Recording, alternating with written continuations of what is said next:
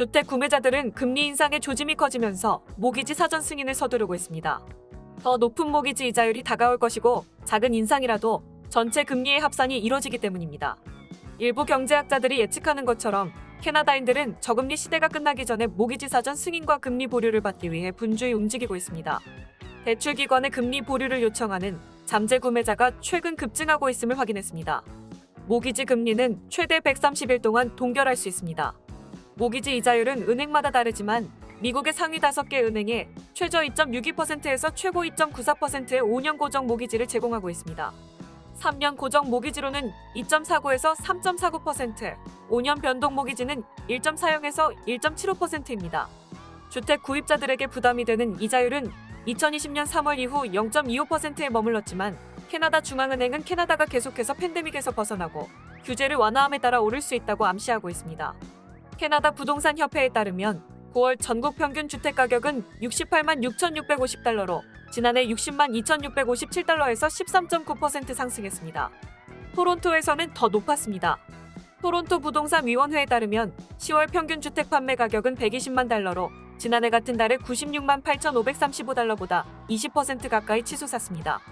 주택 구매자들은 팬데믹 기간 동안 가격이 하락하기를 바랐지만 이제는 그런 일이 일어나지 않을 것이라는 사실을 받아들이고 있습니다. 따라서 지금이라도 집을 사지 않으면 금리가 올라 집을 살 수 없을 것이라고 생각합니다. 지금이 주택을 구매할 수 있는 마지막 기회라 생각하고 사전 승인을 이용하려고 하거나 승인을 받으려고 서두르고 있습니다. 다음 뉴스입니다. 캐나다의 집값이 꾸준히 상승하고 있지만 캐나다보다 더 집값이 치솟는 3국가가 더 있다는 것에 감사해야 할지 모르겠습니다. 캐나다 국립은행은 2021년 11월 최신 주택 구입 가능성에 대한 조사를 발표했으며 놀랍게도 캐나다는 상위 3위에 들지 않았습니다. 작년 대비 캐나다의 집값 변화율은 18.6%로 세계 4위를 기록했으며 미국 17.4%, 독일 10.9%, 영국 10.7%를 앞선 것으로 나타났습니다. 3위는 뉴질랜드로 집값이 20.7% 상승했으며 2위는 21.1% 상승을 보인 러시아가 차지했습니다. 1위는 무려 집값 변동률이 30.2%에 달하는 터키가 차지했습니다. 한국은 6.7% 상승으로 17위를 기록했습니다. 캐나다 국립은행은 올해 초부터 주택 구입 가능성이 더 어려워졌다고 말했습니다. 다음 뉴스입니다. 라이드 서비스인 우버와 리프트가 2020년 1월 말 메트로 밴쿠버에서 마침내 출시된 이후로 이 지역의 차량 공유 이용은 2020년 2월에 거의 10배 증가하여 42만 명으로 증가했습니다. 동시에 추정되는 총 택시 여행은 2020년 1월 154만 9천 명에서 2020년 2월 1362만 명으로 감소했습니다. 2020년 3월 코로나의 갑작스러운 발병으로 여행 횟수가 급감했으며 2020년 4월에는 두 서비스 유형 모두 대여행 기간 동안 택시 24만 9천 건과 우버와 리프트가 13만 9천 건으로 이용 횟수가 가장 적었습니다.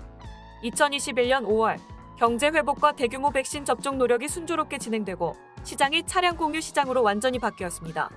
2021년 봄 중순 현재 일시주 교통망 서비스 지역 1과 동일한 운영 지역 내에서 메트로 밴쿠버, 프레이저 밸리, 시투 스카이를 포함하는 택시로 이동한 모든 여행에 대해 휘슬러를 포함하여 거의 2번의 다른 여행이 카쉐어링 서비스로 이루어졌습니다. 2021년 5월에는 지역 1에서 차량 공유로 총 100만 6천 건의 이동이 기록되었으며 이는 택시 58만 9천 건과 비교됩니다. 이번 달에 택시 호출과 택시 이용을 합친 건 총 159만 5천 건으로 2019년 5월 택시 이동 건수 172만 7천 건과 크게 다르지 않습니다. 이러한 서비스에 대한 전반적인 수요는 단기간에 계속 증가하는 추세를 보일 것입니다.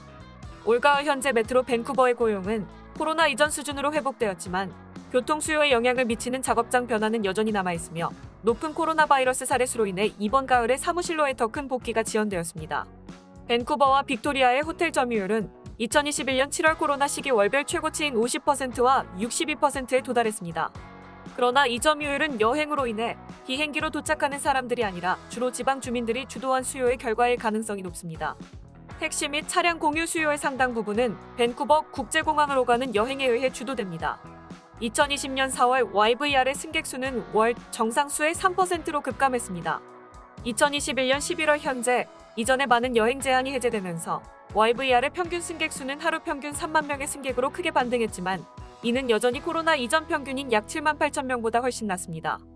다음 뉴스입니다. 고1 대응이나 구급차 지원이 지연되는 문제에 대해 최근 몇 달 동안 헤드라인을 장식하고 있지만 최전방 의료 종사자와 행정가는 이에 대해 비시주의 가정의 부족이 심각하다고 지적합니다. BC주 구급대원 노조와 의사 대변인 모두 1차 진료 마비를 병원 방문 증가와 코로나19 확산으로 인한 응급 의료 요청의 급증의 핵심 요인으로 묘사하고 있습니다. BC주의 구급차 응급구조원은 의사가 없는 것은 911 응급 시스템에 많은 압력을 가하고 있으며 응급실에서 의사를 만났을 때 후속 치료를 해줄 사람이 없다고 말했습니다. 더 많은 구급차 구급대원들을 보충하는 것은 1차적인 대응이며 환자들 치료 및 관리의 연속성 측면에서 해결책을 강구해야 한다고 말합니다. 이에 대해 의료계는 1차 진료 시스템의 의료 개혁이 필요하다는 데 동의하며 수십 년 동안 시행되어 온 가정의학 모델은 인구 증가, 의료 수요 증가, 의사들의 요구사항 등을 충족시키지 못하고 있다고 지적했습니다. BC주에서 가정의들은 진료뿐만 아니라 클리닉을 운영해야 하는 부담감이 있어 일부 가정의들은 운영보다 의학적 연습에 초점을 맞추는 걸 선호합니다. BC주에서 70만 명이 가정의를 찾을 수 없고 가정의가 있다 하더라도 진료 예약을 하기 위해 몇 주 기다려야 합니다.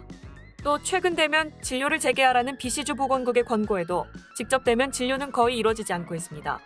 의료계는 또한 앞으로 고령화와 정신건강 등 1차 의료에 대한 다각적인 접근이 요구되는 것을 강조했습니다.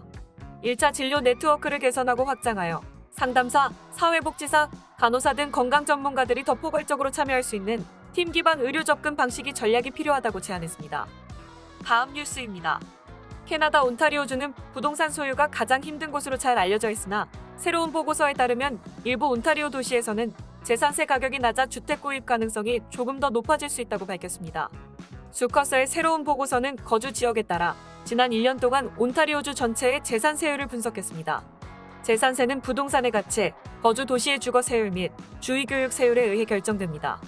2021년 재산세가 가장 낮은 상위 6개 도시는 토론토, 마캄, 리치몬드 1, 번, 밀턴, 오필로 나타났습니다. 토론토가 현재 온타리오주에서 가장 낮은 재산세를 부과하고 있다는 사실이 놀라울 수도 있지만 인구 규모가 더 많은 도시는 시의 법안에 기여하고 운영 예산을 유지하는 사람들이 더 많기 때문에 일반적으로 재산세율이 더 낮다고 밝혔습니다. 그래서 작은 도시의 경우 부동산이 더 저렴하고 지방세를 내는 사람들이 적기 때문에 재산세율이 더 높습니다. 재산세가 가장 비싼 6개 온타리오 도시는 다음과 같습니다. 1위 윈저 1.82%, 2위 선더베이 1.59%, 3위 수세인트마리 1.59%, 4위 노스베이 1.57%, 5위 서드버리 1.55%, 6위 세인트 캐서린 1.46%를 기록했습니다. 토론토는 온타리오주 전체에서 재산세가 가장 낮지만 수커스는 지난 7월 온타리오주에서 부동산을 구매하기 위한 최악의 도시 중 하나로 이름을 올렸습니다. 다음 뉴스입니다. 더그 포드 온타리오 총리가 온타리오 브래드포드에 새로운 4차선 고속도로를 건설하기 위한 자금 지원을 발표했습니다. 브래드포드 바이패스에 대한 자금은 심코 카운트리와 용리전의 400번 고속도로와 404번 고속도로를 연결하는 4차선 고속도로를 건설하는 데 쓰일 예정입니다. 이 발표는 온타리오 정부가 2021에서 2022년 경제 전망을 발표한 지 며칠 만에 나온 것으로 정부는 고속도로를 위해 26억 달러를 자금으로 책정했습니다. 이 자금은 오래된 고속도로의 확장과 복구에 투입될 예정입니다. 온타리오주의 보도자료에 따르면 건설될 고속도로는 브래드포트 웨스트 그윌린버리의 400번 고속도로 8번째 라인과 9번째 라인에서 연장되어 킹타운십을 가로질러 퀸스빌 사이드 로드와 홀본 로드 이스트 그윌린버리 사이의 404번 고속도로로 연결될 것입니다. 브래드포드 바이패스에 대한 환경평가는 현재 진행 중이며 2022년 12월까지 완료될 예정입니다. 포드 총리는 월요일 기자회견에서 브래드포드 바이패스를 통해 교통 이용자들이 교통 혼잡을 거치지 않고 목적지에 훨씬 더 빨리 도착할 수 있을 것으로 기대한다고 말했습니다.